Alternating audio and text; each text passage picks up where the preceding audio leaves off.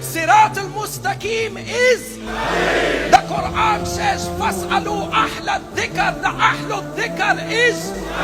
رَاسِخُونَ فِي الْعِلْمِ. That person is. The Quran says, Imamul Mubin is.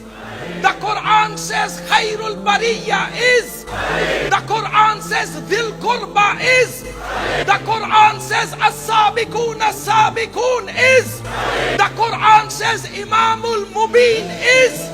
The Quran says, Urwatul Wuthqa is. The Quran says, Hablullah is. The Quran says, Kalimatullah is.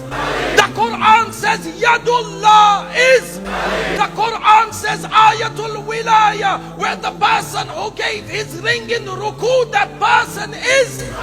In the verse of Tathir, where Allah subhanahu wa ta'ala says, إنما يريد الله ليذهب عنكم الرجس أهل البيت ويطهركم تطهيرا. The head of the ayat of Tathir is, there is no person in the Quran who has been described by Allah subhanahu wa ta'ala like in the verses of Mubahila, where Allah said the nafs of Nabi is Imam Amirul Mu'mineen Ali ibn Abi Talib.